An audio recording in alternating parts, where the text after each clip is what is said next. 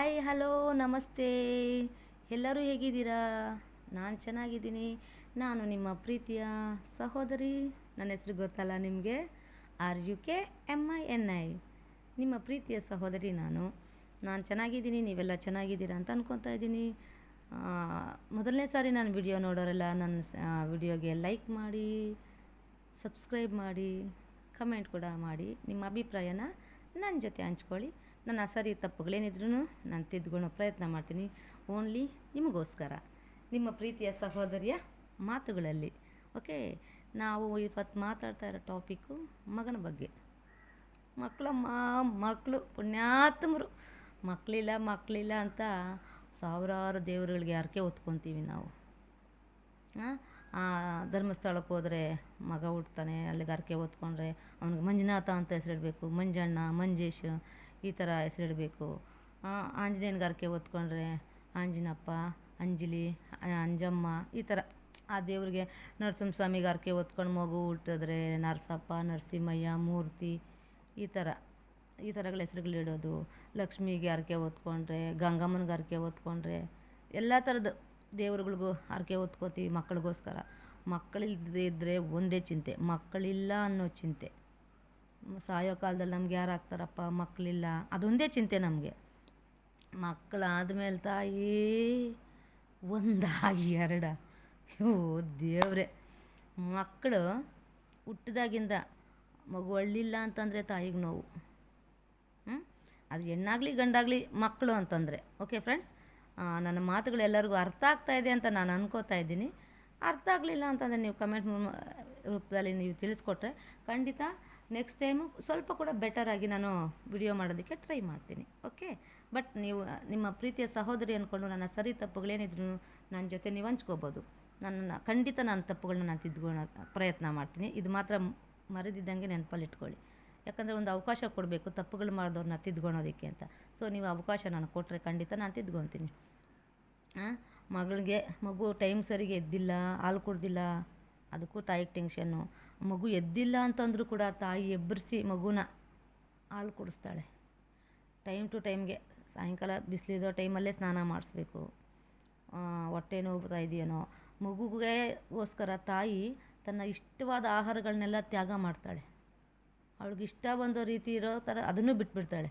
ಬಾಣಂತಿ ಅಂತಂದಮೇಲೆ ತಲೆಗೆ ಬಟ್ಟೆ ಕಟ್ಕೊಬೇಕು, ಕಿವಿಗೆ ಹತ್ತಿ ಇಕ್ಕೊಬೇಕು, ಸಾಕ್ಸ್ ಹಾಕ್ಕೊಬೇಕು, ಮಗು ಕೋಲ್ಡ್ ಆಗಿಬಿಡುತ್ತೆ ಅಂತ. ಒಂದು ತಿಂದರೆ ಜಾಸ್ತಿ, ಒಂದು ತಿಂದರೆ ಕಮ್ಮಿ.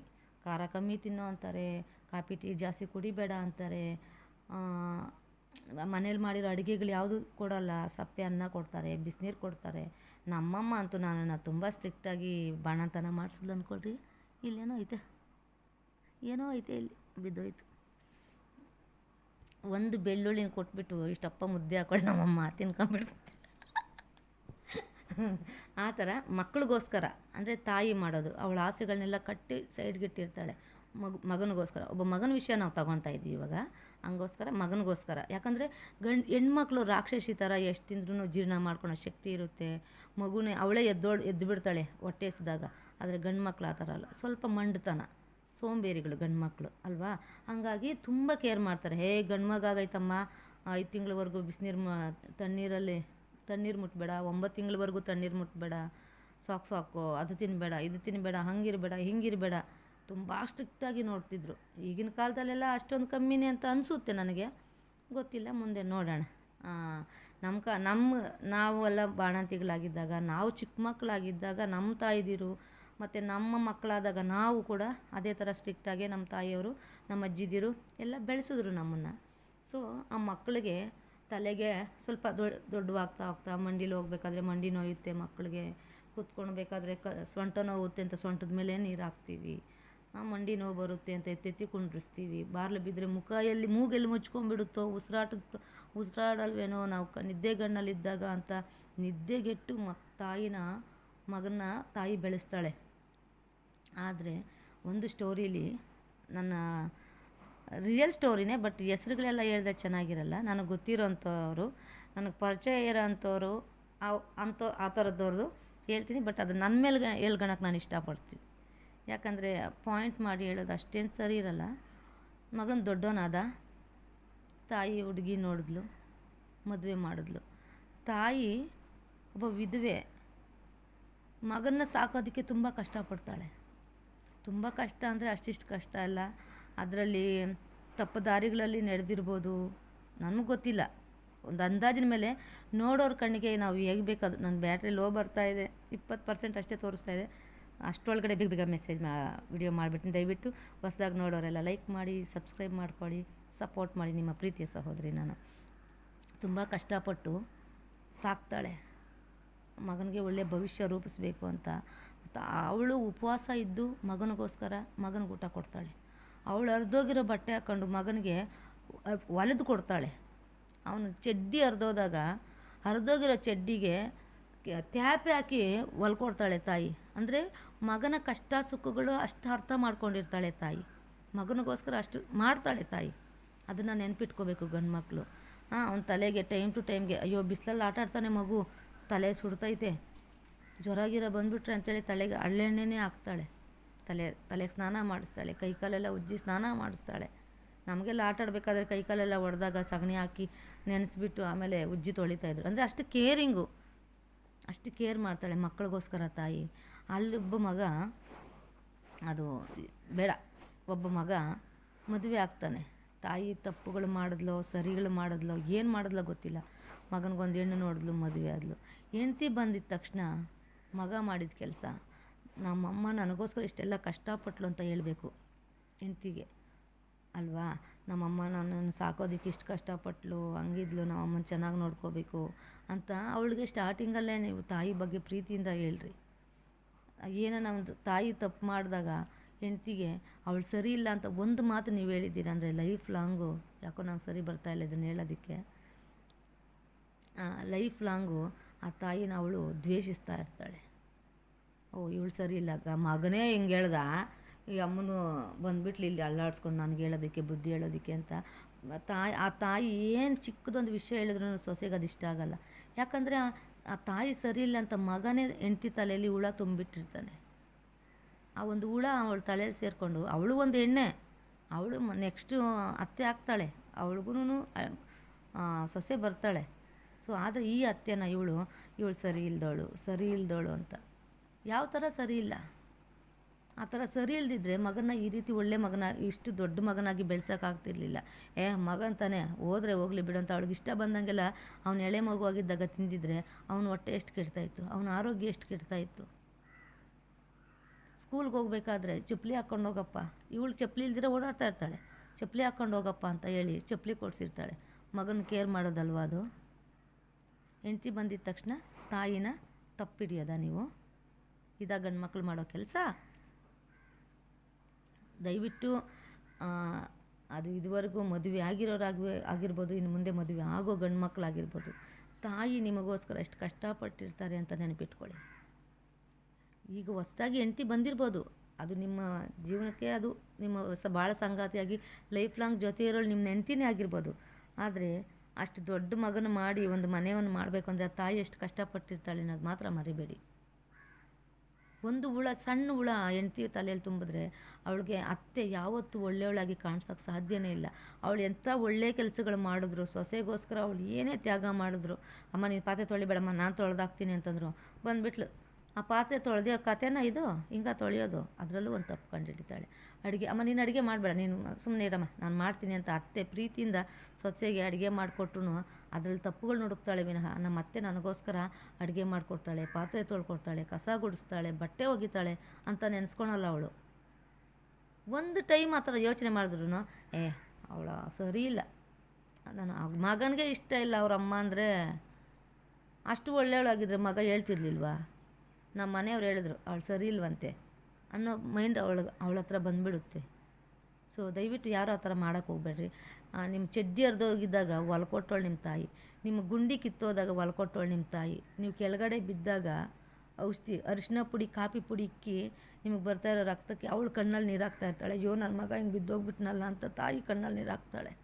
ಮಗ ಆಟಾಡ್ಕೊಂಡು ಬಿದ್ದೋಗಿ ಬರ್ತಾನೆ, ಆದರೆ ಆ ನೋವು ಅನುಭವಿಸೋದು ಗಾಯ ಆಗಿರೋ ಮಗನಿಗಿಂತ ಆ ಎತ್ತ ತಾಯಿಗೆ ತುಂಬ ನೋವಾಗ್ತಾ ಇರುತ್ತೆ. ಅದನ್ನು ಅರ್ಥ ಮಾಡ್ಕೊಳ್ಳಿ. ಮುಂದೊಂದು ದಿನ ನೀವು ಕೂಡ ತಂದೆ ಆಗ್ತೀರ, ಆಗ ಆ ನೋವು ನಿಮಗೇನಂತ ಖಂಡಿತ ಗೊತ್ತಾಗುತ್ತೆ. ಅದು ಮಗು ಆದಮೇಲೆ ಗೊತ್ತಾಗೋ ಅನುಭವದಕ್ಕಿಂತ ಮುಂಚೆನೇ ಅರ್ಥ ಮಾಡ್ಕೊಂಡ್ರೆ ತುಂಬ ಒಳ್ಳೆಯದಲ್ವ. ಎಲ್ಲ ಗಂಡು ಮಕ್ಳಿಗೂ ಎಲ್ಲರಿಗೂ ಶೇರ್ ಮಾಡಿ ಇದನ್ನು. ಯಾಕಂದರೆ ಈಗಿನ ಜನ್ರೇಷನವರು ಸ್ಟೈಲು ಫ್ಯಾಷನ್ ಅದು ಇದು ಅಂತ ಓಡಾಡೋ ಕಾಲದಲ್ಲಿ ತಾಯಿ ಬಗ್ಗೆನೂ ಸ್ವಲ್ಪ ತಿಳ್ಕೊಂಡಿರ್ಬೇಕಲ್ಲ. ಈಗ ಎಲ್ಲರೂ ಶ್ರೀಮಂತರೇ ಇರಲ್ಲ, ಎಲ್ಲರೂ ಬಡವರೇ ಇರಲ್ಲ. ಅವ್ರಿಗೆ ತಕ್ಕಂತೆ ಬಡವ್ರಿಗೆಲ್ಲ ಅವ್ರಿಗೆ ರೇಂಜಿಗೆ ತಕ್ಕಂತೆ ಕಷ್ಟಗಳಿದ್ರೆ, ಶ್ರೀಮಂತರಿಗೆ ಅವ್ರ ರೇಂಜಿಗೆ ತಕ್ಕಂತೆ ಬಡತನ ಇರುತ್ತೆ, ಅಂದರೆ ಕಷ್ಟಕರ ಇರುತ್ತೆ. ಈಗ BMW ಕಾರ್ ಬೇಕು ಅಂತಂದರೆ ಅಷ್ಟು ಕೆಪಾಸಿಟಿ ಇರಲ್ಲ. ಶ್ರೀಮಂತರೇ ಆಗಿರ್ಬೋದು, ಅಷ್ಟು ಕಾಸ್ಟ್ಲಿ ಕಾರ್ ತೊಗೊಳಕ್ಕಾಗಲ್ಲ. ಸೊ ಅವಾಗ ಅದು ನಮಗಂತ ದುಡ್ಡಿಲ್ವೇ, ನನ್ನ ಮಗ BMW ಕಾರ್ ಕೇಳಿದ್ನಲ್ಲ, ನನಗೆ ನಮ್ಮ ಹತ್ರ ಅಷ್ಟು ಶಕ್ತಿ ಇಲ್ವೇ ಅಂತ ಆ ಶ್ರೀಮಂತರು ಹೇಳ್ತಾಯಿದ್ರೆ, ನನ್ನ ಮಗ ಒಂದು ಸೈಕಲ್ ಕೇಳ್ದ, ನನಗೆ ಕೊಡ್ಸೋಕ್ಕಾಗ್ತಾ ಇಲ್ವೇ, ಯಾರು ಕೂಲಿ ಕರೆಯೋರಿಲ್ವೇ ನಮ್ಮನ್ನು, ಏನೋ ಅಷ್ಟು ಕೂಲಿ ನಾಲಿ ಮಾಡಿ ನನ್ನ ಮಗನಿಗೊಂದು ಸೈಕಲ್ ಕೊಡಿಸ್ಬೇಕು ಅಂತ ಆ ತಾಯಿ ಎಷ್ಟು ನೋವು ತಿಂತಾ ಇರ್ತಾಳೆ. ಹಂಗೆ ಅದೇನೋ ತೆಲುಗಲ್ಲಿ ಹೇಳ್ತಾರಲ್ಲ, ಕುಂಟ ಮ್ಯಾಕ್ ಹೋಗೋ ನ್ಯಾಲ್ ಶೆಟ್ಟು ಅಂತ. ಹಾಗೆ ಅವ್ರಿಗೆ ತಕ್ಕಂತೆ, ಅವ್ರ ರೇಂಜಿಗೆ ತಕ್ಕಂತೆ. ಈಗ ನಾನು 1,000 ರೂಪಾಯಿ ಸಂಪಾದನೆ ಮಾಡ್ತೀನಿ ಅಂತಂದರೆ ನನ್ನ ಮನೆ ಅಷ್ಟನ್ನೇ ಮೇಂಟೈನ್ ಮಾಡ್ತಾಯಿರ್ತೀನಿ. ನಾನೊಂದು 50,000 ಸಂಪಾದನೆ ಮಾಡ್ತೀನಿ ಅಂದರೆ ಆ ರೇಂಜ್ಗೆ ಮೇಂಟೈನ್ ಮಾಡೋಕ್ಕೆ ಟ್ರೈ ಮಾಡ್ತೀನಿ. ಸೊ ಆ ಲೆವೆಲ್ಗೆ ಆ ಕಷ್ಟಗಳಿದ್ದೇ ಇರ್ತವೆ. ಅದರಲ್ಲೂ ತಾಯಿದು ಎಷ್ಟು ನೋವಿರುತ್ತೆ, ಎಷ್ಟು ಕಣ್ಣೀರು ಇರುತ್ತೆ. ಬೈಬಲಲ್ಲಿ ಒಂದು ವಾಕ್ಯ ಬರೆದಿದೆ, ಏನಂತ, ಮದುವೆ ಆದಮೇಲೆ ತಂದೆ ತಾಯಿನ ಬಿಟ್ಟು ನೀವು ಹೆಂಡ್ತಿನ ಸೇರ್ಕೋಬೇಕು ಅಂತ. ಸೇರ್ಕೊಳ್ಳಿ, ಸಂತೋಷ. ವಯಸ್ಸಾದವ್ರು ಎಷ್ಟು ದಿನ ಇರ್ತಾರೆ? ಮುಂದಿನ ಜೀವನ ಲೈಫ್ ಲಾಂಗ್ ಜೊತೆ ಇರೋದು ಗಂಡ ಹೆಂಡ್ತಿ ನೀವುಗಳೇ. ನಿಮ್ಮದೊಂದು ಸಪ್ರೇಟ್ ಒಂದು ಫ್ಯಾಮಿಲಿ ಆಗಿಬಿಡುತ್ತೆ, ಆಗಲಿ ಸಂತೋಷ. ಬಟ್ ಹಿಂದೆಯಿಂದ ಸಾಕಿ ಸಲಹಿದ ತಂದೆ ತಾಯಿಗಳಿಗೆ ಗೌರವ ಕೊಡಬೇಕಲ್ಲ ನಾವು. ತಾಯಿಗೊಂದು ಬೆಲೆ ಇರುತ್ತಲ್ಲ, ಅದು ಎತ್ತು ಕರಳು ಎಷ್ಟು ನೋವು ತಿಂತಾ ಇರುತ್ತೆ, ಎಷ್ಟು ಕಣ್ಣೀರು ಆಗ್ತಾ ಇರುತ್ತೆ. ಅದನ್ನು ಅರ್ಥ ಆಗಲ್ವ ನಿಮಗೆ? ಏನು ಮಾಡಿದ್ಯಾ ನೀನು? ಏನು ಯಾರೂ ಸಾಕ್ಬಿಟ್ಟಿದ್ಯಾ ನೀನು? ನೆಟ್ಟಿಗೊಂದು ಜೊತೆ ಬಟ್ಟೆ ಅವನಕ್ಕ ಪಕ್ಕದ ಮನೆಯವ್ರು ನೋಡು, ಹಬ್ಬಕ್ಕೆ ಪ್ರತಿ ಹಬ್ಬಕ್ಕೂ ಬಟ್ಟೆ ತಗೊತಾರೆ, ಅವ್ರಿಗೆ ಕೇಕ್ ಕಟ್ ಮಾಡ್ತಾರೆ, ಅವ್ರಿಗೆ ಅಂಥ ಶೂಗಳವೆ ಇಂಥ ಶೂಗಳವೆ ಎಲ್ಲ ಹೇಳ್ತಿ ಪಾಯಿಂಟ್ ಮಾಡ್ತೀರಾ. ಆದರೆ ತಾಯಿ ಅಂಥ ಪರಿಸ್ಥಿತಿಗಳಿಂದ ಮಕ್ಕಳು ಸಾಕ್ತಾ ಇರ್ತಾರೆ ಅಂತ ಯೋಚನೆ ಮಾಡಿದ್ದೀರಾ ನೀವು? ಒಂದು ಜೊತೆ ಚಪ್ಪಲಿ ಕೊಡಿಸೋದಕ್ಕೆ ಆ ತಾಯಿ ಸ್ವಲ್ಪ ತಿಂದು ಸ್ವಲ್ಪ ಮೇಂಟೈನ್ ಮಾಡಿ ಸೇವ್ ಮಾಡಿ ನಿಮ್ಗೊಂದು ಜೊತೆ ಚಪ್ಪಲಿ ಕೊಡಿಸಿರ್ತಾಳೆ. ಅದು ಮರೆಯಲ್ಲ ನೀವು. ಇನ್ನೊಂದು ಕಾಲದಲ್ಲಿ ನಿಮ್ಗೆ ಹೆಂಡ್ತಿ ಅದು ಬಂದಮೇಲೆ, ನೀವು ಚೆನ್ನಾಗಾದ್ಮೇಲೆ ಆ ತಾಯಿಗೆ ಹಾಕೋಣಕ್ಕೆ ಬಟ್ಟೆ ಇರಲ್ಲ, ಹಾಕ್ಕೊಂಡು ಓಡಾಡೋದಕ್ಕೆ ಚಪ್ಪಲಿ ಇರಲ್ಲ. ಬಿಸಿಯಾಗಿ ನನ್ನ ಮಗ ಬಿಸಿ ಊಟ ತಿನ್ನಲಿ ಅಂತ ಎಲ್ಲ ಆಟಾಡೋಕೆ ಹೋಗಿದ್ರು ಎಳ್ಕೊಂಬಂದು ಊಟ ಇಕ್ಕಿರ್ತಾಳೆ. ಬಾಪ ಊಟ ಮಾಡು, ಬಾರೋ ಊಟ ಮಾಡು, ನಂಗೆ ಬೇಡ ಹೋಗು, ನಾನು ಆಟಾಡಬೇಕು ಅಂತಂದರೆ ಊಟ ಮಾಡಿಬಿಟ್ಟು ಹೋಗ, ಇಲ್ಲಾಂದರೆ ಹೊಡೆದಾಕ್ತೀನಿ ಅಂತಾಳೆ. ಮಗ ಊಟ ಮಾಡಲಿ ಅನ್ನೋ ಕಾರಣಕ್ಕೆ ಹೊಡಿತೀನಿ ಅಂತಾಳೆ. ಒಂದೇಟು ಹೊಡಿತಾಳೆ ತಾಯಿ. ಯಾಕಂದರೆ ಮಗ ಆಟಾಡೋ ಗಮನದಲ್ಲಿರ್ತಾನೆ. ಸೊ ಊಟ ಮಾಡಿಬಿಟ್ಟು ಹೋಗಿ ಆಟ ಆಡಲಿ ಅಂತ. ಆದರೆ ವಯಸ್ಸಾದ ಕಾಲದಲ್ಲಿ ತಾಯಿಗೆ ಒಂದು ತುತ್ತು ಊಟ ಹಾಕೋಕ್ಕಾಗಲ್ಲ. ಒಂದು ವಿಡಿಯೋ ನೋಡಿದೆ ನಾನು, ಅಂದಾಜು ಅವ್ರಿಗೊಂದು 70-80 ವರ್ಷ ಆಗಿರ್ಬೋದು. ಸೊಸೆ ಕಾಲಲ್ಲೇ ಓದಿತಾ ಇದ್ದಾಳೆ ಒಂದು ಗಿಡಗಳ ಹತ್ರ ಹಾಕ್ಕೊಂಡು. ಮಗ ಬಂದು ಯಾಕೆ ನಮ್ಮಮ್ಮನ ಹಿಂಗೆ ಹೊಡಿತೀಯ ಅಂತ ಕೇಳಲಿಲ್ಲ ಅವನು. ಹೆಂಡ್ತಿ ಜೊತೆಗೆ ಅವನು ಸೇರಿಕೊಂಡು ಆ ಅಜ್ಜಿ ಅಳ್ತಾ ಇರೋದು ನೋಡಬೇಕು ಫ್ರೆಂಡ್ಸ್ ನೀವು. ಎಷ್ಟು ನೋವಾಗುತ್ತೆ ಗೊತ್ತಾ? ಅಷ್ಟು ನೋವಾಗುತ್ತೆ. ಆ ಮಗನ ಸೊಸೆಗಂತೂ ಗೊತ್ತಾಗಲ್ಲ, ಅವಳು ಅಪರೂಪಕ್ಕೆ ಬಂದಿರ್ತಾಳೆ, ಮಧ್ಯದಲ್ಲಿ ಬಂದಿರೋಳು ಅವಳು. ಸ್ವಲ್ಪ ಮಾತ್ರ ಏನೋ ತಿಳ್ಕೊಂಡಿರ್ತಾಳೆ ಅಷ್ಟು ವಿನಃ ಅವಳು ಗೊತ್ತಿರಲ್ಲ. ನಿನ್ನ ಹೆತ್ತ ತಾಯಿ ಬಗ್ಗೆ ನಿನಗೆ ಗೊತ್ತಿರಲ್ವೇನೋ? ಇಡಿಯಟ್, ಗೊತ್ತಿರಲ್ವ ನಿನಗೆ? ಹೆಂಡ್ತಿಗೆ ನೀನು ಸಪೋರ್ಟ್ ಮಾಡು, ಬೇಡ ಅನ್ನಲ್ಲ. ನಿನ್ನ ಹೆಂಡ್ತಿ ನೀನು ಸೇರ್ಕೋ. ತಾಯಿನ ಅಷ್ಟು ಹಿಂಸೆ ಕೊಡೋಂಥ ಅವಶ್ಯಕತೆ ಏನಿದೆ? ನೀನು ಮಲಗಿದಾಗ ಸೊಳ್ಳೆ ಕಚ್ತವೇನೋ ಅಂತ ಸೆರಗಾಕಿ ಮಲಗಿಸಿರ್ತಾಳೆ. ನಿದ್ದೆ ಬರಲಿಲ್ಲ ಅಂದರೆ ಹಾಡು ಹೇಳಿರ್ತಾಳೆ ನಿನಗೆ, ಒಂದು ಕತೆ ಹೇಳಿರ್ತಾಳೆ ನಿನಗೆ. ಸಮಯಕ್ಕೆ ತಕ್ಕಾಗೆ ಇರೋದನ್ನ ಎಲ್ಲಿದ್ನೋ ಅದು ಒದಗಿಸಿ ನಿನಗೆ ಊಟ ಕೊಟ್ಟಿರ್ತಾಳೆ. ಅದು ನಿನಗೆ ನೆನಪಿಲ್ವಾ? ಸೊ ವಯಸ್ಸಾದ ಕಾಲದಲ್ಲಿ ಅವ್ರ ಮನಸ್ಸು ಮಕ್ಕಳ ಥರ ಆಗೋಗ್ಬಿಟ್ಟಿರುತ್ತೆ. ವಯಸ್ಸಾದವ್ರಿಗೆ ಹಠ, ನನಗದು ಬೇಕು ಇದು ಬೇಕು, ಅದು ಬೇಡ ಇದು ಬೇಡ. ಅವ್ರ ಸ್ವಭಾವ. ನೀನು ಮಗು ಯಾವ ಥರ ಆಗಿದ್ದೋ ನಿಮ್ಮ ತಾಯಿ ವಯಸ್ಸಾದಾಗ ಅದೇ ಸ್ಥಿತಿಯಲ್ಲಿರ್ತಾಳೆ, ಮಗು ಥರ. ಸೊ ನಿಮ್ಮಮ್ಮ ನಿನ್ನನ್ನು ಯಾವ ಥರ ಬೆಳೆಸಿದ್ಲೋ ಅದೇ ಥರ ನಿಮ್ಮ ತಾಯಿನ ನೀನು ಪ್ರೀತಿಸು. ವಯಸ್ಸಾಗಿದೆ, ಬಾಯಿ ಮುಚ್ಕೊಂಡಿರೋಕ್ಕಾಗಲ್ಲ, ಯಾವುದೋ ಒಂದು ಮೂಲೆಯಲ್ಲಿ ಬಿದ್ದಿರು ನೀನು. ನಿನಗೇನು ಇವಾಗ? ಕಷ್ಟಪಡೋದು ನಾನು, ತಂದಾಕೋನು ನಾನು. ಅವಳ ಮನೆಯಲ್ಲೆಲ್ಲ ಕಷ್ಟಪಟ್ಟು ನೋಡ್ತಾಳೆ. ನಿನಗೇನು ಬಾಯಿ ಮುಚ್ಕೊಂಡು ಒಂದು ಮೂಲೆ ಬಿದ್ದಿರೋಕ್ಕಾಗಲ್ಲ ಮುದುಕಿ? ಇಲ್ಲಾಂದ್ರೆ ಅಲ್ಲೆಲ್ಲ ಸಾಯಿ ಹೋಗು, ಯಾಕೆ ನಮ್ಗೆ ಹಿಂಸೆ ಕೊಡ್ತೀಯ? ನೀನು ಟಾರ್ಚರ್ ಮಾಡಿದಾಗ ನಿಮ್ಮಮ್ಮ ನಿನ್ನನ್ನು ಅದೇ ಥರ ನೋಡಿದಿದ್ರೆ ಏನೋ ಆಗ್ತಿತ್ತು ನಿನ್ನ ಪರಿಸ್ಥಿತಿ? ಬದುಕಿರ್ತಿದ್ದ ನೀನು? ಅದು ನಿನಗೆ ಗೊತ್ತಾಗಲ್ವಾ? ಅದು ಹೆಂಡ್ತಿ ಜೊತೆ ಸೇರಿಕೊಂಡು ಆ ಗಿಡಗಳಲ್ಲಿ ಅಲ್ಲಿ ಕಲ್ಲು ಅಂದರೆ ಮನೆ ಮುಂದೆ ಗಿಡಗಳು ಹಾಕೊಂಡಾಗ ಕಲ್ಲುಗಳು, ಚಿಕ್ಕ ಚಿಕ್ಕ ಕಲ್ಲು, ದೊಡ್ಡ ದೊಡ್ಡ ಕಲ್ಲುಗಳೆಲ್ಲ ಇದ್ದಾವಲ್ಲ, ಅಜ್ಜಿ ಕಿರ್ಚ್ತಾ ಇದ್ದಾಳೆ.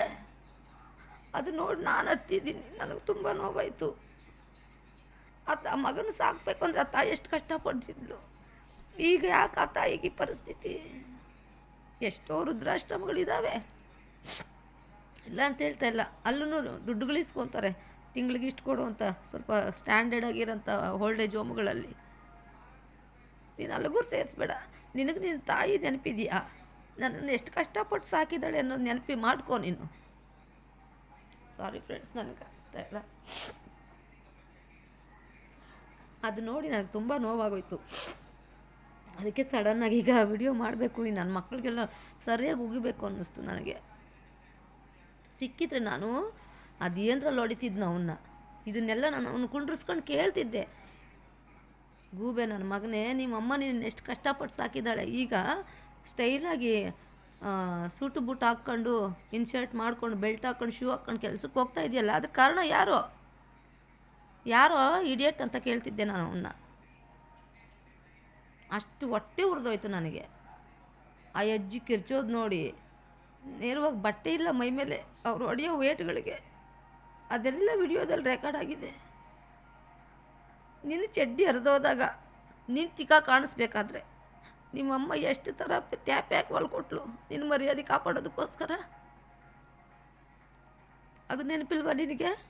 ತಾಯಿಗೆ ಆ ರೇಂಜ್ಗೆ ನೀನು ಹೊಡಿತಾ ಇದೀಯ ಅಂತಂದರೆ ಅಷ್ಟು ಹೊಡಿತಾ ಇದ್ದ. ಪಾಯಿಂಟ್ ಮಾಡಿ ಹೇಳ್ತೀನಿ ಅಂತಲ್ಲ, ನಾನೊಂದು ವಿಡಿಯೋ ನೋಡಿದ್ದು ಹೇಳ್ತಾ ಇದ್ದೀನಿ. ನಿನಗೆ ಗೊತ್ತಾಗಲ್ವಾ? ನಿನ್ನ ಸ್ಕೂಲ್ ಫೀಸ್ಗೆ ಎಷ್ಟು ಕಷ್ಟಪಟ್ಟಿರ್ತಾಳೆ. ನನಗೆ ಗೊತ್ತು, ನನ್ನ ಮಕ್ಕಳನ್ನ ಓದಿಸೋದಕ್ಕೆ ಎಷ್ಟು ಕಷ್ಟಪಟ್ಟಿದ್ದೀನಿ ಅಂತ. ಎಲ್ಲರೂ ತುಂಬ ವೆರೈಟಿ ಬಾಕ್ಸ್ಗಳು ತೊಗೊಂಬಂದರೆ ಮನೆಗಿರೋದನ್ನು ಮಾಡಿಕೊಟ್ಟಿರ್ತಾಳೆ. ಹೆಂಗೆ ಅಡುಗೆ ಮಾಡಿಕೊಡ್ಬೇಕು?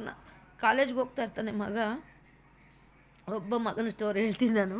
ಈ ಕಾಲೇಜ್ ವಿಷಯ ಬಂದಿದ್ದಕ್ಕೆ ಕಾಲೇಜ್ಗೆ ಹೋಗ್ತಾ ಇರ್ತಾನೆ. ಅಲ್ಲಿ ಅವರು ಇರೋಂಥವ್ರು ಚಿತ್ರಾನ್ನಗಳು, ಪುಳಿಯೋಗರೆಗಳು, ಪೂರಿಗಳಂತೆ ಅದು ಇದೆಲ್ಲ ತೊಗೊಂಬರ್ತಾ ಇರ್ತಾರೆ.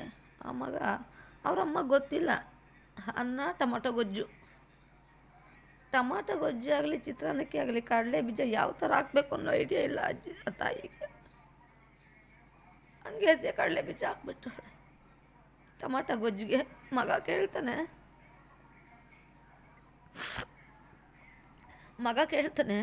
ಅಮ್ಮ ಏನು ಕಡಲೆ ಬೀಜ ಹಿಂಗೆ ಹಾಕಿದ್ದೀಯಾ? ಮಾಡೋಕ್ಕೆ ಬಂದರೆ ಮಾಡು, ಇಲ್ಲ ಸುಮ್ಮನೆ ಇದ್ಬಿಡು. ಅವಮಾನ ಆಯಿತು ನನಗಲ್ಲಿ. ಅವಮಾನ ಆಯ್ತಂತೆ ಅವನಿಗೆ. ಉಪವಾಸನೆ ಕಳಿಸಿದ್ರೆ ನೀನೇನೋ ಮಾಡ್ತಿದ್ದೆ. ಏನು ಮಾಡ್ತಿದ್ದೆ ನೀನು? ಉಪವಾಸ ಕಳಿಸಿದ್ರಿ ನಿನ್ನ ತಾಯಿ. ಅಯ್ಯೋ ನನ್ನ ಮಗ ಉಪವಾಸ ಇರಬಾರ್ದು, ಯಾವುದೋ ಒಂಚೂರು ತಿನ್ನಲಿ, ಮಾಡೋಕ್ಕೆ ಗೊತ್ತಿಲ್ಲ, ಸ್ಪೆಷಲ್ ಅಡುಗೆಗಳು ಗೊತ್ತಿಲ್ಲ, ಇರೋದನ್ನು ಮಾಡಿ ಕೊಟ್ಟಿದ್ದಾಳೆ.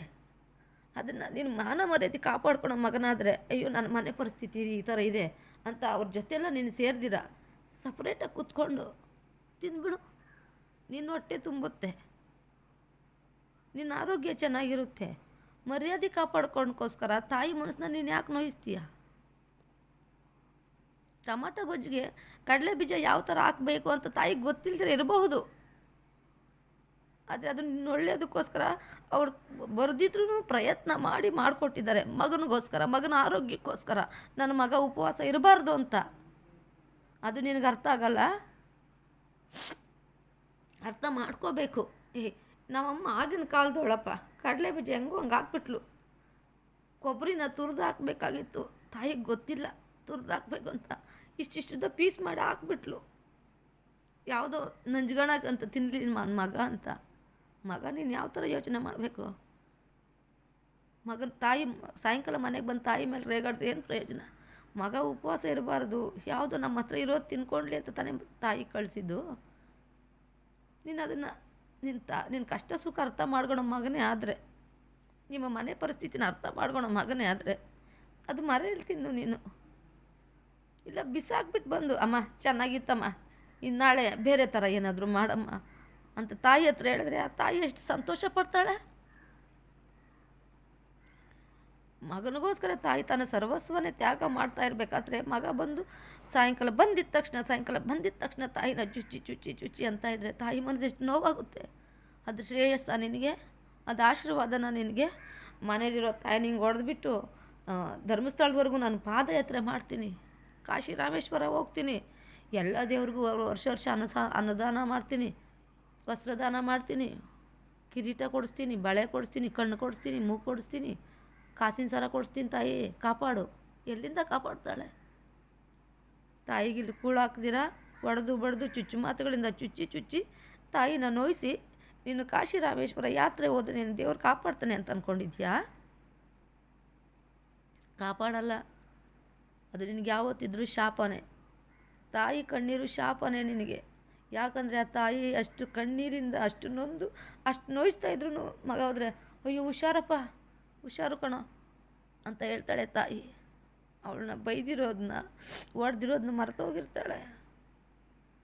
ಚೆನ್ನಾಗಿ ಹೊಡೆದ್ಬಿಟ್ಟು ಮಗ ಹೋಗಿರಲಿ ಕೆಲಸಕ್ಕೆ, ಅಲ್ಲಿಗೇನಾದರೂ ಅವನಿಗೆ ಸ್ವಲ್ಪ ಪ್ರಾಬ್ಲಮ್ ಆಯಿತು ಅಂತ ಯಾರಾದರೂ ವಿಷಯ ಗೊತ್ತಾದರೆ ಆ ತಾಯಿ ಜೀವ ವಿಲ ವಿಲ ವಿಲ ಅಂತ ಒದ್ದಾಡ್ತಾ ಇರುತ್ತೆ. ನಾನು ಹೊಡೆದ್ಬಿಟ್ಟು ಹೋಗವನೆ ಏನನ್ನಾಗಲಿ ಬಿಡು ಅನ್ನಲ್ಲ ತಾಯಿ, ಅನ್ನಲ್ಲ. ಯಾವುದೇ ಕಾರಣಕ್ಕೂ ತಾಯಿ ಮನಸ್ಸಂತ ಮನಸ್ಸಲ್ಲ. ಅಷ್ಟು ನೋವು ಒದ್ದಾಡ್ತಾ ಇರ್ತಾಳೆ, ಜೀವನೇ ಹೋದಂಗಾಗಿರುತ್ತೆ. ಅಷ್ಟು ನೋವಾಗ್ತಾ ಇರುತ್ತೆ ತಾಯಿಗೆ. ಅದನ್ನು ಅರ್ಥ ಮಾಡ್ಕೋಬೇಕು. ಹೆಂಡ್ತಿ ಬಂದರು ಅಂತ ತಾಯಿ ಮೇಲೆ ತಪ್ಪುಗಳು ಹಾಕೋದು ತಪ್ಪು. ಅವಳು ಒಂದಿನ ಸೊಸೆ ಆಗ್ತಾಳೆ, ಬಟ್ ಅವಳು ಅರ್ಥ ಮಾಡ್ಕೊಬೋದಾಗಿತ್ತು. ಅದು ಮಧ್ಯದಲ್ಲಿ ಬಂದಿರೋಳಿಗೆ ಅಷ್ಟೊಂದು ಗೊತ್ತಿರಲ್ಲ. ಅವಳು ತಾಯಿ ತಂದೆ ಕಷ್ಟ ಅವಳಿಗೆ ಗೊತ್ತಿರುತ್ತೆ, ಆದರೆ ಅತ್ತೆ ಕಷ್ಟ ಅವಳಿಗೆ ಗೊತ್ತಿರಲ್ಲ. ಸೊ ಗಂಡನಾದವ್ ನೀನು ಮಾಡಬೇಕಾಗಿರೋದೇನು? ಇದು ನನ್ನ ತಾಯಿ ನಮಗೋಸ್ಕರ ಇಷ್ಟೆಲ್ಲ ಕಷ್ಟಪಟ್ಟಿದ್ದಾರೆ. ನಮ್ಮ ತಾಯಿಗೆ ಜೀವ ಇರೋವರೆಗೂ ನಮ್ಮ ತಾಯಿನ ಚೆನ್ನಾಗಿ ನೋಡ್ಕೋಬೇಕು ನಾವು ಅಂತ ಹೆಂಡ್ತಿಗೆ ಹೇಳಬೇಕು. ಹೆಂಡ್ತಿ ಅವಳಿಗೆ ಇಷ್ಟ ಬಂದಂಗೆ ಜೀವನ ಮಾಡೋಣ ಅಂತ ಹೇಳಿದ್ರು ಇಷ್ಟಂಗೆ ಬಂದಂಗೆ ಜೀವನ ಮಾಡಿದ್ರು ಕೂಡ ತಾಯಿನ ಬಿಡಬಾರ್ದು. ಅವ್ರಿಗೆ ವಯಸ್ಸಾಗಿರುತ್ತೆ, ಎಷ್ಟು ದಿನ ಇರ್ತಾರೆ? ನನ್ನ ಗಂಡ ಹೇಳೋನು ನನಗೆ, ಬಿಟ್ಬಿಡಮ್ಮ, ಎಷ್ಟು ದಿನ ಇರ್ತಾರೆ ಅವರು? ನಾನು ಹೇಳಿದ್ದೀನಿ, ನಿಮ್ಮ ಅಪ್ಪ ಹಂಗಂತಾರೆ, ನಿಮ್ಮ ಅಮ್ಮ ಹಿಂಗಂತಾರೆ ಅಂದರೆ ಅನ್ಲಿ ಬಿಡು, ಏನಾಗ್ತೈತೆ? ನಮ್ಮಪ್ಪ ನಮ್ಮಮ್ಮ ಅಲ್ಲ, ಬೇರೆ ಯಾರಂತಾರೆ? ಅವ್ರಿಗೆ ವಯಸ್ಸಾಗಿದೆ, ವಯಸ್ಸೇನಾಗಿಲ್ಲ ನಮ್ಮ ಅತ್ತೆ ಮಾವನಿಗೆ, ಆದರೂ ನನ್ನ ಗಂಡ ಹಂಗಂದಾನು. ಅವ್ರೇನೋ ಅಂದಾಗ ನಾನು ಹೇಳೋದು, ನಿನ್ನ ಅವ್ರು ಹೇಳ್ದಂಗೆ ಕೇಳ್ತೀಯಾ ಅಂತಂದರೆ ಅವ್ರಿಗೆ ವಯಸ್ಸಾಗಿದೆ ಬಿಡಮ್ಮ. ನನ್ನ ಗಂಡ ನನಗೆ ಆ ಥರ ಹೇಳಿದ್ದಾನೆ. ನನ್ನ ಗಂಡ ಹೇಳಿದ ಮಾತು ಎಲ್ಲ ಮಕ್ಕಳು ಯೋಚನೆ ಮಾಡಿರಿ. ಈಗಲೂ ನಮ್ಮ ಅತ್ತೆ ಮಾವನಿಗೆ ಮಗ ಅಂದರೆ ಪಂಚಪ್ರಾಣ ಅಂದರೆ ಅಷ್ಟಿಷ್ಟಲ್ಲ, ಅಷ್ಟಿಷ್ಟಪಡ್ತಾರೆ ಮಗನ್ನ. ಕಾರಣ ಮಗ ಒಳ್ಳೆಯದಾಗಿರೋದಕ್ಕೆ ತಾನೇ. ಮಗ ಕೆಟ್ಟವನಾಗಿದ್ದರೆ ಅವರು ನೋವು ಸಹಿಸಲಾರ್ದೆ ಇನ್ನೊಬ್ರ ಹತ್ರ ಹೇಳ್ಕೊಳೋರು ನನ್ನ ಮಗ ಸರಿ ಇಲ್ಲ ಅಂತ. ಸೊ ಅಂಥ ಅವಕಾಶ ಯಾವ ತಂದೆ ತಾಯಿಗೂ ಬರಬಾರ್ದು. ದಯವಿಟ್ಟು ನಿಮ್ಮ ತಾಯಿಗಳನ್ನ ನೀವು ಅರ್ಥ ಮಾಡ್ಕೊಳ್ಳಿ. ಚಿಕ್ಕ ಮಗುವಿಂದ ನಮ್ಮಮ್ಮ ಅಂತಾರೆ, ಅವನಪ್ಪ ಸಾಸು ಗಿಂಜನ್ ತಲಕಾಯಿನೇ ಗುಮ್ಮಡ್ಕಾಯಿಲ್ಲ ಅಂಶೇಸ್ತಂ ಕದ ಅಟ್ಲೆ ಅಂತ ಗಾದೆಗಳು ಹೇಳ್ತಾರೆ ನಮ್ಮಮ್ಮರು, ನಮ್ಮ ಅಜ್ಜಿಯವರೆಲ್ಲ ಗಾದೆಗಳು ಹೇಳ್ತಾರೆ. సాసు గుంజని తలకాయ గుమ్మడికాయలు చేస్తాం కదా, ఇవిడు అట్లా చేయాల్సి ఉండేదే మీరు. వాడు అట్లా చేయాల్సి ఉండేదే. ఎలా అంటే ಅದು ಕೂಲಿ ನಾಲಿ ಮಾಡಿ ಸಾಸಿವೆ ಕಾಳಷ್ಟು ತಲೆನ ಕುಂಬಳಕಾಯಿ ತಪ್ಪ ಮಾಡಿದ್ಲಲ್ಲ, ಅದಕ್ಕೆ ಅವಳಿಗೆ ಆಗಬೇಕಾಗಿರೋದೆ ಅನುಭವಿಸ್ತಾವಳೆ ಅಂತ ಹೇಳ್ತಾರೆ. ಅದೇ ಥರ ಚಿಕ್ಕ ಮಗುವಿಂದ ಪ್ರೆಗ್ನೆಂಟ್ ಆದಾಗಿಂದನೇ ತಗೊಳ್ರಿ, ಎಷ್ಟು ಸೇಫ್ಟಿ ಮಾಡ್ತಾಳೆ ಅವಳು, ಎಷ್ಟು ಕೇರ್ ಮಾಡ್ತಾಳೆ. ಅಯ್ಯೋ ಅದು ತಿಂದರೆ ಏನಾಗ್ಬಿಡುತ್ತೋ, ಗೆಣಸು ತಿನ್ನಬಾರ್ದಂತೆ, ಮಶ್ರೂಮ್ ಅಣಬೆ ತಿನ್ನಬಾರ್ದಂತೆ, ವಾಯಿ ಬಂದುಬಿಡ್ತದಂತೆ, ಬಾಳೆಹಣ್ಣು ಜಾಸ್ತಿ ತಿನ್ನಬಾರ್ದಂತೆ, ಪಪ್ಪಾಯ ತಿನ್ನಬಾರ್ದಂತೆ, ಅಬಾರ್ಷನ್ ಆಗೋತೈತೆ. ಅದು ಅವಳು 1 ತಿಂಗಳು ಪ್ರೆಗ್ನೆಂಟ್ ಆದಾಗಿಂದ ಶುರು ಮಾಡ್ತಾಳೆ ನಿಮ್ಮನ್ನು ಕೇರ್ ಮಾಡೋದಕ್ಕೆ. ನಿಮಗೆ ಮದುವೆಯಾಗಿ ನೀವು ಸಾಯೋವರೆಗೂ ತಾಯಿ ಜೀವಂತವಾಗಿದ್ದರೆ ನಿಮ್ಮ ಆರೋಗ್ಯದ ಬಗ್ಗೆ, ನಿಮ್ಮ ಒಳ್ಳೆಯದಕ್ಕೋಸ್ಕರನೇ ತಾಯಿ ಯೋಚನೆ ಮಾಡ್ತಾಳೆ. ಆದರೆ ನೀವು ಮಾಡೋದೇನು? ಏನರ ನೀವು ಮಾಡೋದು? ಮಾಡ್ತಾಯಿಲ್ಲ ನೀವು ತಾಯಿ ಸೇವೆನ. ಊರಾಗಿರೋ ಎಲ್ಲ ದೇವ್ರುಗಳು, ದೇಶದಾಗಿರೋ ಎಲ್ಲ ದೇವ್ರುಗಳಿಗೂ ಹೋಗ್ತೀರಾ. ತಾಯಿಗೆ ಒಂಚೂರು ಲಕ್ಷಣವಾಗಿ ಬಿಸಿನೀರು ಕಾಯಿಸಿ, ಅಮ್ಮ ಸ್ನಾನ ಹೋಗು ನಾವು ಅಮ್ಮನಿಗೆ ಸ್ನಾನ ಮಾಡಿಸು, ಬಿಸಿನೀರು ಕಾಯಿಸಿ ಹೋಗು, ಹೆಂಗೋಗಿ ಮಾಡ್ಕೊತಾರೆ ನಾವು ಅಮ್ಮ ಸ್ನಾನ ಒಂದು ಮಾತು ಹೇಳ್ರಿ ನಿಮ್ಮ ನೆತ್ತಿಗೆ. ತಪ್ಪೇನು? ನಿನ್ನ ಬಾಯಲ್ಲಿ ಮುತ್ತುಗಳು ಉದುರೋತವ. ನಿನ್ನ ಬಾಯಲ್ಲಿ ಅಲ್ಲಿ ಬಿದ್ದಾಗ ಜನರು ಅಲ್ಲಿ ಬಿದ್ದೋಯ್ತು ಅಲ್ಲಿ ಬಿದ್ದೋಯ್ತು ತಾತ ತೂತಲ್ಲು ಅಂದಾಗ ತಾಯಿಗೆ ಎಷ್ಟು ಸಿಟ್ಟು ಬರುತ್ತೆ ಗೊತ್ತಾ? ಬರುತ್ತೆ ಬಿಡ್ರ ಅಲ್ಲೂ ಏನು ಅವ್ನು ಹಂಗೆ ಅನ್ನೋದು, ಅವನೇನೋ ಅಂದಿದ್ದೆ ಅಂದರೆ ಹೊಡೆದಾಕ್ಬಿಡ್ತೀನಿ ಅಂತ ಮಕ್ಕಳನ್ನ ಹತ್ರ ಜಗಳ ಮಾಡ್ತಾಳೆ ತಾಯಿ ಆ ಮಗನಿಗೋಸ್ಕರ. ಆದರೆ ತಾಯಿಗೆ ಹಲ್ಲುಗಳು ಬಿದ್ದೋದಾಗ ಎಲ್ಲ ಬೇಕು ಅಂತೀಯ, ಹಲ್ಲುಗಳವ ನಿಂಕ ಮುಚ್ಕೊಂಡು ಯಾವುದೋ ಒಂದು ತಿನ್ನೇಳು ಅಂತೀರ. ಇದ್ರ ಬಗ್ಗೆ ಇನ್ನೂ ಮಾತಾಡೋದಿದೆ, ನನಗೆ ತಡ್ಕೊಳಕ್ಕಾಗ್ತಾಯಿಲ್ಲ. ದಯವಿಟ್ಟು ಎಲ್ಲರಿಗೂ ಶೇರ್ ಮಾಡಿ, ಲೈಕ್ ಮಾಡಿ, ಸಪೋರ್ಟ್ ಮಾಡಿ. ನಾನು ಬಿಡಲ್ಲ ನಿಮ್ಮನ್ನು, ಮತ್ತೆ ಬರ್ತೀನಿ. ಬಟ್ ನನಗೆ ಕಂಟ್ರೋಲ್ ಮಾಡ್ಕೊಳ್ಳೋ ಶಕ್ತಿ ಇಲ್ಲ. ತುಂಬ ಅನ್ಕೋತೀನಿ ಕಂಟ್ರೋಲ್ ಮಾಡಿಕೊಂಡು ಏನಾದರೂ ಮಾಡಿ ಇದ್ರ ಬಗ್ಗೆ ಮಾತಾಡಬೇಕು ಅಂತ. ದೇವ್ರು ನನಗೆ ಅಂಥರ ಕಂಟ್ರೋಲ್ ಮಾಡ್ಕೊಳ್ಳೋ ಶಕ್ತಿ ಕೊಟ್ಟಿಲ್ಲ. ಸೊ ಯಾರ್ಯಾರಿಗಾದರೂ ಬೇಜಾರಾಗಿದ್ದರೆ ದಯವಿಟ್ಟು ಕ್ಷಮೆ ಇರಲಿ. ನಾನು ನಿಮ್ಮ ಪ್ರೀತಿಯ ಸಹೋದರಿ ಅಂತ ಕ್ಷಮಿಸೋ ಪ್ರಯತ್ನ ಮಾಡಿ. ದೇವರು ನಿಮಗೆ ಎಲ್ಲರಿಗೂ ಒಳ್ಳೆಯ ಆರೋಗ್ಯ ಆಯುಸ್ಸು ಕೊಟ್ಟು, ಒಳ್ಳೆ ಮಕ್ಕಳನ್ನ ಕೊಟ್ಟು, ಒಳ್ಳೆ ಮನಸ್ಸಿರೋ ಮಕ್ಕಳು ಕೊಡಲಿ. ಮಕ್ಕಳನ್ನ ಕೊಡೋದಲ್ಲ ಇಂಪಾರ್ಟೆಂಟು, ಒಳ್ಳೆ ಮನಸ್ಸಿರೋ ಮಕ್ಕಳನ್ನ ಕೊಡಲಿ, ತಾಯಿನ ಪ್ರೀತಿಸೋಂಥ ಮಕ್ಕಳನ್ನ ಕೊಡಲಿ ಅಂತ ನಾನು ಆ ದೇವ್ರ ಹತ್ರ ಪ್ರಾರ್ಥಿಸ್ತೀನಿ. ಮಕ್ಕಳು ಕೂಡ ತಂದೆ ತಾಯಿಗಳನ್ನ ಚೆನ್ನಾಗಿ ನೋಡ್ಕೊಳ್ಳಿ ಮಕ್ಕಳ. ಯಾಕಂದರೆ ನೀವು ಒಂದಿನ ತಂದೆ ತಾಯಿಗಳಾಗ್ತೀರ. ಅದು ಹೆಣ್ಣಾಗಲಿ ಗಂಡಾಗಲಿ, ತಂದೆ ತಾಯಿಗಳು ಪಟ್ಟಿರೋ ಕಷ್ಟನ ಮಾತ್ರ ಯಾವತ್ತೂ ಮರಿಬಾರ್ದು. ಓಕೆ, ಇದ್ರ ಬಗ್ಗೆ ಇನ್ನೂ ಮಾತಾಡ್ತಾಯಿದ್ರೆ ನನಗಿನ್ನೂ ಜಾಸ್ತಿ ಅಳು ಬರುತ್ತೆ. ನಾನು ಇದನ್ನು ಇಲ್ಲಿಗೆ ಎಂಡ್ ಮಾಡ್ತೀನಿ. ದೇವರು ನಿಮ್ಮೆಲ್ಲರನ್ನೂ ಆಶೀರ್ವಾದ ಮಾಡಲಿ. ನಿಮ್ಮ ಸಪೋರ್ಟ್ ನನಗೆ ಯಾವಾಗೂ ಇರಲಿ ಅಂತ ಕೇಳುತ್ತಾ, ಲವ್ ಯು ಆಲ್. ಬಾಯ್.